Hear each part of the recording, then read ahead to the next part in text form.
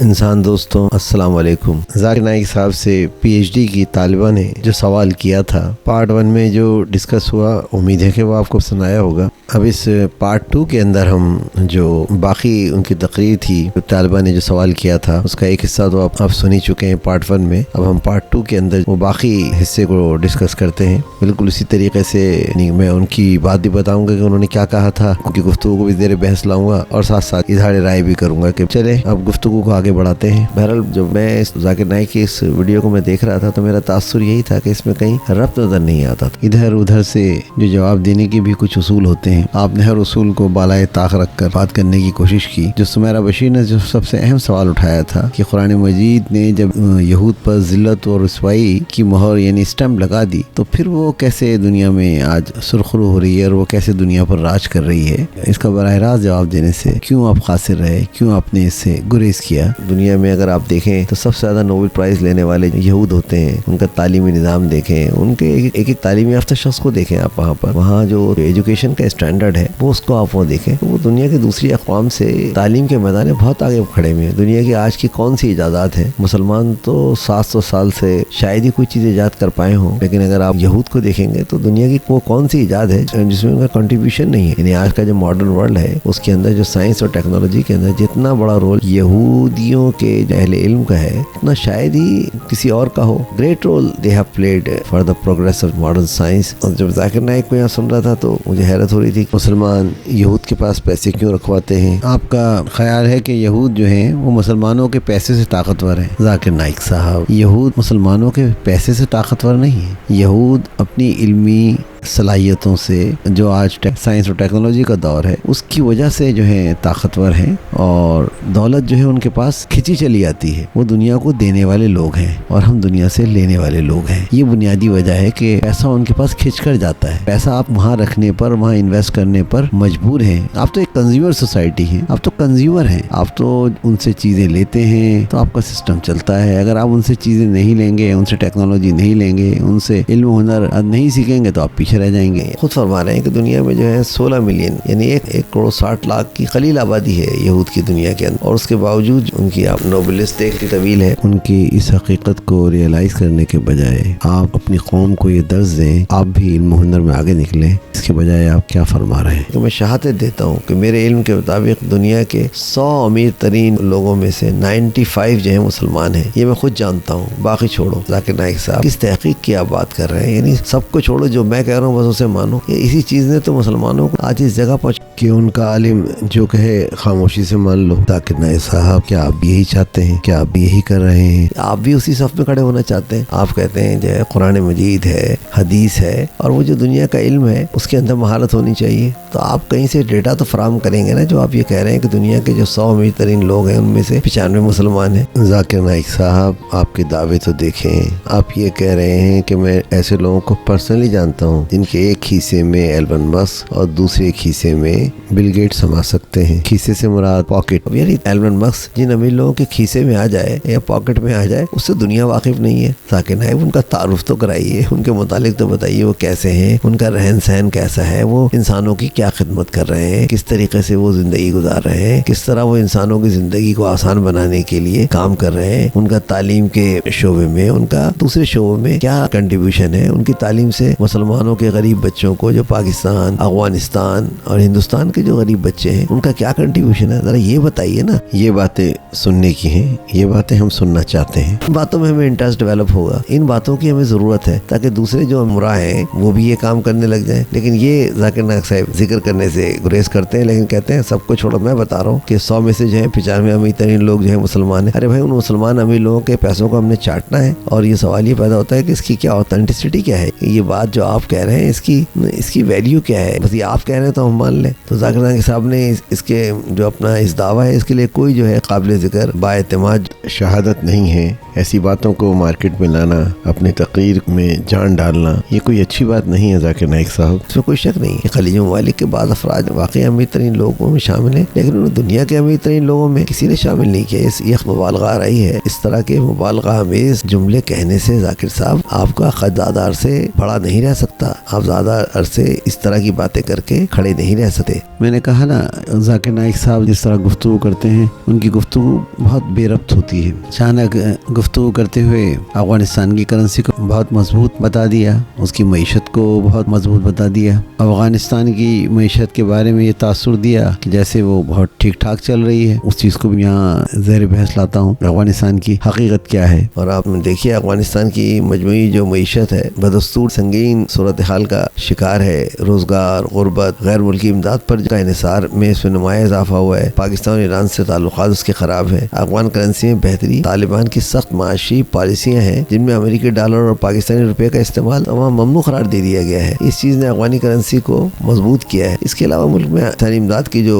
رقوم آ رہی ہیں, پڑوسی ممالک کے ساتھ تجارت میں بھی جو اضافہ ہوا ہے, اس کی قدر بڑھانے میں کسی حد تک مددگار ثابت ہوئی ہے. ماہر معاشیات عابد سلیری کے پڑوسی ممالک سے ڈالر خریدے جاتے ہیں, اسمگلنگ بھی ہوتے ہیں. آپ کے مطابق یہی وہ بنیادی وجہ ہے کہ گزشتہ سال پاکستانی اداروں نے بارڈر پر ڈالر کی مبینہ اسمگلنگ کو روکنے کے لیے سخت اقدامات کیے. انہیں کریک ڈاؤن کرنا پڑ رہا ہے کہ بھئی پاکستان سے ڈالر جو ہے فلو کر کے افغانستان جا رہا ہے. ڈالر کی ضرورت افغانستان کو کیوں پڑ رہی ہے, اتنی اسمگلنگ وہاں کیوں ہو رہی ہے؟ عابد سلیری صاحب کے مطابق جو ماہر معاشیات ہیں, افغانستان کی کرنسی کی اصل شکل تبھی سامنے آئے گی, یعنی جب آپ بات کر سکیں گے کہ واقعی ان کی کرنسی اسٹرانگ ہوئی ہے یا ان کی کرنسی ویک ہے, جب وہ دیگر ممالک کے ساتھ آزادانہ تجارت شروع کریں گے. صحیح حقیقت تو تب آشکار ہوگی. افغان کرنسی کی قدر کتنی مستحکم ہے, کتنی کمزور ہے, اس کا سرا برملا آپ نے جو اپنے پنڈال میں اظہار کیا ہے. پاکستان سرکاری اب مہمان ہے اس حیثیت میں جو آپ نے اعلان کیا ہے, اور پاکستان کے تو افغانستان سے ویسے ہی تعلقات خراب چل رہے ہیں. خیر اللہ رحم کرے. ہوائی باتوں سے دیکھیے ذاکر نائک صاحب آپ محل نہ بنائیں. لوگ آپ کو محقق عالم سمجھتے ہیں. محترم اگر افغانستان میں حالات اتنے ہی اچھے ہیں تو میرا تو خیال یہ تھا کہ آپ کو اپنا جو ہے یہ سرکاری دورہ وہاں سے شروع کرنا چاہیے, افغانستان سے, اور وہاں سے ایک پراپر معلومات لے کر آپ پاکستان آتے تو بہت اچھا لگتا. آپ افغانستان کے بھی سرکاری مہمان ہوتے, اور وہ تو آپ کو سرکاری مہمان شاید بنا ہی لیں. ہو سکتا ہے کہ وہ آپ کو واپس بھی نہ آنے دیں, کہ آپ ان کے لیے بڑا اثاثہ بن سکتے ہیں. خیر آگے چل کر آپ فرماتے ہیں کہ دنیا ہمارے لیے امتحان ہے. یہود سود کے ذریعے ساری دنیا کو اپنی گرفت میں لینا چاہتے ہیں اور لے رہے ہیں. مسلمانوں کا مسئلہ یہ ہے کہ انہیں اچھی گاڑی, اچھا مکان چاہیے. مسلمان پیسے سے خدا سے زیادہ محبت کرتے ہیں, اور اوپر سے ظلم یہ ہے کہ اپنا پیسہ یہود کے بینکوں میں رکھتے ہیں. یہود کا مسلمانوں کے عمرہ کے پیسوں پر کنٹرول ہے, اور ہمارے عمرہ کو بقول ڈاکر نائک کے وہ تگنی کا ناچ کٹ پتلیوں کی طرح نچاتے ہیں. یعنی ہمارے جو عمرہ ہے, اب دیکھیے وہ جو ایک طرف تو یہ کہہ رہے ہیں کہ ان کے ایسے امیر لوگ ہیں, ان کے ایک حصے میں آپ کا بل گیٹ اور دوسرے ایلون مسک آ جاتا ہے, اور دوسری طرف یہود ہمارے عمرہ کو کٹ پتلیوں کی طرح نچاتے ہیں. اتنا تضاد اللہ تعالیٰ رحم کرے. اچھا اس موقع پر کہہ رہے ہیں یہ بھی خوب ہے کہ فلسطین غزہ یہود پہ حملہ وار ہوتے ہیں اور ہم تقریریں کر رہے ہوتے ہیں, یعنی ہم پہ وہ ظلم کر رہے ہوتے ہیں اور ہم تقریریں کر رہے ہوتے ہیں, اور میں بھی تقریر کر رہا ہوں. میں کیا کروں, میں ایک مقرر ہوں. اکثر تو اپنے آپ کو جو ہے مجاہد بتاتے ہیں اور کہتے ہیں کہ میں مجاہد ہوں, ہے نا, اور میں ہندوستان سے ملیشیا جو ہے دعوت کے لیے گیا ہوں. یہ بڑا عجیب سے لگتا ہے. اور پھر آپ یہ کہتے ہیں کہ مسلمان خدا سے زیادہ پیسے سے محبت کرتے ہیں. اس میں شک نہیں, یہاں جو ملتا ہے وہ سب آزمائش کے لیے ملتا ہے, خدا کی اذن سے ملتا ہے. مسلمانوں کو یہ مال و دولت بلیک گولڈ جو ملا ہے وہ ان کی لیاقت اور صلاحیت سے نہیں بلکہ یہود و نصارہ کے تعاون سے بھی ملا ہے. اس بلیک گولڈ کی دولت کو وہ جس طرح اپنی عیاشیوں کے لیے خرچ کرتے ہیں, اگر اس کا 10% بھی ذاکر نائک صاحب وہ مسلمانوں کی تعلیم پر خرچ کر دیں تو مسلمانوں کی قسمت بدل جائے, اور شاید کوئی آپ کے پنڈال میں یوں جمع نہ ہو. آگے چل کر فرماتے ہیں کہ نیٹو جو ہے 21 ممالک کا اتحاد ہے. اگر آپ کسی ایک ملک پہ حملہ کریں تو وہ سب ملکوں پر حملہ شمار ہوتا ہے, یعنی کسی کی ضرورت نہیں ہے کہ وہ 21 ممالک میں سے کسی ایک ملک پر حملہ کر دے. ہم مسلمان ایسا معاہدہ کیوں نہیں کرتے, یعنی وہ یہ کہتے ہیں کہ ہم مسلمان ناٹو کی طرح کیوں جو ہے معاملہ نہیں کرتے, ایسے معاہدے کیوں نہیں کرتے. ہم 57 ممالک ہیں, ہم کیوں نہیں ایک ناٹو کی طرح کا ایک ادارہ ماٹو بنا لیں جس میں مسلمانوں کا اتحاد ہو. آپ یہ فرماتے ہیں کہ میں انڈیا میں ہر روز تہجد میں دعا کرتا تھا کہ میرا مال, میری جان تجھ پر قربان. میرا مال انڈیا میں رہ گیا, نئے دندے شروع کیے, پھر سے مالدار ہو گیا. مجھے دعوت دین کی وجہ سے ملیشیا ہجرت کرنی پڑی. پاکستان میں سیکورٹی پرابلم ہے, میں یہاں کفن باندھ کر آیا ہوں. میں ماہ میں 2 سے 3 دن, یعنی آپ فرماتے ہیں کہ میں 2 سے 3 دن جو ہے کام کرتا ہوں اور کروڑوں روپے کما لیتا ہوں. ذاکر نائک صاحب آپ ایک طرف لوگوں سے کہہ رہے ہیں کہ مسلمان قرآن مجید احادیث پر عمل کریں, لیکن مسلمان یہود پر بھروسہ کرتے ہیں اور ان کے بینکوں میں پیسہ رکھتے ہیں. یوں یہود مسلمانوں کو ٹگنی کا ناش چاہتے ہیں. ذاکر نائک صاحب آپ 2-3 دن کام کر کے کروڑوں روپے کما لیتے ہیں. یہ گیدڑ سنگھی آپ کے پاس کہاں سے آئی؟ یہ والا ہنر تو آپ پاکستان کے تاجروں کو سکھا کے جائیں, پاکستان کی حکومت کو سکھا کر جائیں, تاکہ یار ہماری کچھ معاشی حالت بہتر ہو. اور آپ دیکھیے جو ہندوستان سے ملیشیا گئے ہیں لیکن آپ وہاں سے فرار ہو کر گئے, آپ پر کچھ مقدمات تھے, اور آپ یہ کہتے ہیں کہ میں روزانہ اٹھ کے تہجد میں دعا مانگتا تھا میرا مال اور میری جان تجھ پر قربان، تو آپ کو تو مال کے ساتھ جان کی قربانی کا بھی وہاں موقع ملا تھا. آپ نے ہندوستان میں رہ کر وہ کیس کیوں نہیں لڑا؟ اگر اس کیس کو آپ وہاں فیس کرتے تو زیادہ سے زیادہ کیا ہوتا جو ہے، اگر وہ غلط سزا دے دیتے تھے تو آپ شہید ہی ہوتے نا. شہادت سے کیوں فرار اختیار کیا؟ آپ تو دنیا کو مشورہ دیتے ہیں تمام مسلم ممالک کو کہ بھائی ان کو جواب دو، ان سے لڑو. زیادہ سے زیادہ کیا ہوا، بمباری کریں گے، ہمیں مار دیں گے، ہم مر جائیں گے، شہید ہو جائیں گے. یعنی اجتماعی حیثیت میں آپ پوری قوم کو برباد ہونے کا مشورہ، لیکن انفرادی حیثیت میں اللہ تعالیٰ آپ کو شہادت کا موقع دے رہا ہے. اور آپ تو بہت اچھے طریقے سے ہندوستان میں اپنا کیس لڑ سکتے تھے. اور وہ جو کیس جب آپ لڑتے اور وہ جو تمام چیزیں جو سامنے آتی، جب سامنے آتے، تو اس سے تو ہندوستان حکومت وہاں پر جو غلط کیس آپ پر بنایا گیا تھا اس سے ان کی پوزیشن خراب ہوتی اور مسلمانوں کو ایک استحکام ملتا کہ دیکھو ایک ہمارے لیڈر نے، ہمارے مسلمان بھائی نے بڑی بہادری سے اپنا کیس لڑا. اور آپ تو کہتے ہیں کہ ہندوستان کے جو لوگ ہیں آپ کے ساتھ ہیں، اور آپ کے ساتھ تو ہندوستان کے مزید لوگ آ جاتے ہیں. اس طریقے سے جو آپ اپنے پنڈال میں کھڑے ہو کر آپ دعوت دیتے ہیں اور اس کے نتیجے میں لوگ مسلمان ہوتے ہیں، اس صورت میں تو مسلمان ہونے کے امکانات بھی بہت بڑھ جاتے ہیں. بہت سے لوگ جو آپ سے محبت کرتے ہیں بڑی تعداد میں مسلمان ہو سکتے تھے. اور یہ مسلمان کرنے کی پتہ نہیں ہمیں کیوں فکر رہتی ہے. ارے بھائی جو دنیا میں وسیع تعداد مسلمانوں کی ہے وہ اچھے مسلمان بن جائیں، اس کے لیے آپ تہجد بیٹھ کیوں نہیں دعا کرتے؟ وہ اچھے مسلمان بن جائیں، اچھے مسلمان بن جائیں، اچھے انسان بن جائیں تو دنیا کا نقشہ ہی بدل جائے. اور مسلمانوں کے درمیان ذاکر نائک صاحب جہاد کی بات کرتے ہیں. ارے ذاکر نائک صاحب آپ پاکستان کے سرکاری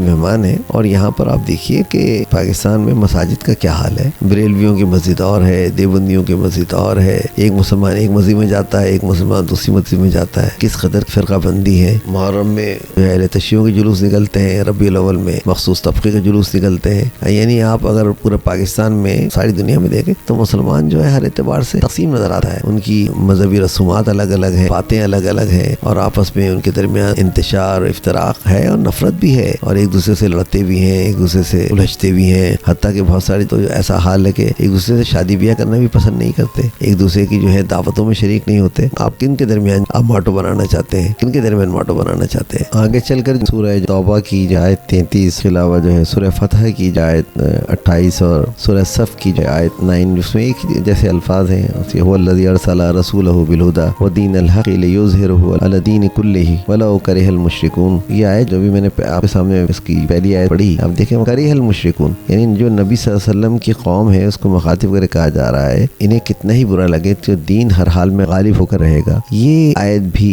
اس کا بھی جو کانٹیکسٹ ہے یہ نبی صلی اللہ علیہ وسلم کے دور سے ہے، اور دین جو ہے اس زمانے کے اندر تمام جزیرہ نما عرب میں یہود نصارہ اور مشرکین مکہ پر غالب ہو گیا. اب جو دین کہاں غالب ہوگا، اور دین ساری دنیا کے لوگ اللہ چاہے سب کو مسلمان بنانا چاہے تو اللہ تعالیٰ کو کتنی دیر لگتی ہے. اور دین اسلام پر بھئی آپ عمل کریں، آپ صحیح دین پر آپ عمل کرنے کی کوشش کریں، اور دنیا میں لوگ ایمان لائیں یا نہ لائیں یہ تو ان کا معاملہ ہے. آپ کا کام تو جو ہے پیغمبروں کا کام بھی یہ تھا کہ دعوت واضح طور پر پہنچا دیں. اب وہ ذاکر نائک صاحب کہہ رہے ہیں کہ نہیں یہ دین جو ہے دنیا میں غالب ہو کر رہے گا. ارے اور پھر ساتھ ساتھ یہ بھی فرما رہے ہیں حدیث میں آتا ہے کہ مسلمان ساری دنیا میں راج کرے گا، اور یہ راج جو ہے 7 سال کے لیے ہوگا. یہ کب ہوگا یہ بھی ذاکر صاحب کو معلوم نہیں ہے. یہ 10 سال بعد ہوگا یا 100 سال بعد ہوگا یا 1000 سال بعد ہوگا. بہرحال یہ ان کی نظر میں اللہ کا وعدہ ہے. بھائی 7 سال کے لیے غالب ہوگا بقول ان کے حدیث میں آتا ہے. تو 7 سال کے غالب کرنے کے لیے توغدو کر رہے ہیں. تو 7-8 سال سے تو ہم دیکھ رہے ہیں اسلام جو دنیا میں غالب دین نہیں ہے. حالانکہ اسلام میں یہ کہوں گا کہ جو فکری لحاظ سے اسلام آج بھی شاید توحید کے حوالے سے توحید کا جو درست تصور ہے اس کے لحاظ سے بڑا غالب دین ہے. بدقسمتی یہ ہے کہ وہ جو توحید کی جو پیورٹی ہے وہ اس کو ہم پریزنٹ نہیں کر سکے، جو اس کے اثرات جو ہے ہم دنیا کو دکھا نہیں سکے. ورنہ فکری لحاظ سے نظریاتی لحاظ سے جو توحید کی دعوت ہے یا جو توحید اسلام کے اندر جو توحید ہے، جو قرآن مجید میں توحید ہے، وہ تو ڈیبیٹ کرنا ہی بہت مشکل ہے. ہمیشہ سے ایک بہت بڑا ایج ہے جو مسلمانوں کو حاصل ہے، لیکن ان کی اس پہ توجہ نہیں ہے اور ساری دنیا پہ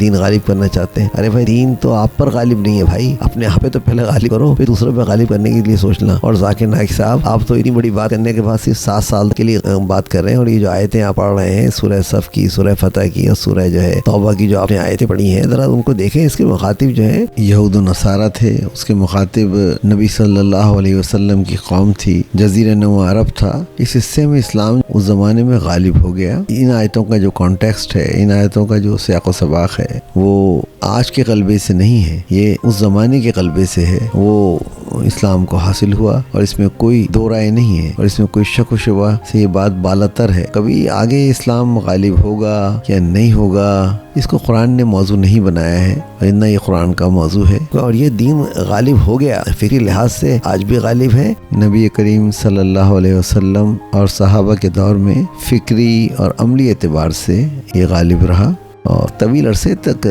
غالب رہا، لیکن مسلمان قرآن مجید سے دور ہوتے جا رہے ہیں۔ لڑکی کا جو سب سے اہم سوال تھا، جس کا تعلق جو ہے قرآن مجید سے تھا، کہ اگر یہود پر ذلت و محتاجی قرآن نے اسٹمپ کی ہے، یا قرآن نے ان پر مہر لگائی تھی، تو پھر وہ کیسے آج کھڑی ہوئی ہے اور پوری شان سے کھڑی ہوئی ہے، مسلمانوں کو جگنی کا ناچ نچا رہی ہے۔ اس کا جواب دینے سے قاصر رہے جناب ذاکر نائکی صاحب، یا صرف نظر کیا، تو میں چاہوں گا جو تیسری ویڈیو میں اس موضوع کو جس سے آپ نے صرف نظر کیا تھا اسے زیر بحث لاؤں، اور اس بات کے ساتھ ویڈیو کا اختتام کرتے ہیں۔ میری ویڈیو کا جو تیسرا حصہ ہوگا، قرآن مجید کی آیات کو سامنے رکھ کر اس جواب کو دینے کی کوشش کروں گا جس سے جناب ذاکر نائک صاحب نے صرف نظر کیا، پھر اس کے لیے آپ کو میری تیسری ویڈیو کا انتظار کرنا پڑے گا۔ اب اجازت دیجیے، اپنا خیال رکھیں۔ آواز و پیشکش سراج الدین۔ ویڈیو پسند آئی ہے تو لائک کیجیے، چینل کو سبسکرائب کیجیے تاکہ آپ کو میری نئی ویڈیو کا نوٹیفیکیشن بر وقت مل سکے۔ شکریہ۔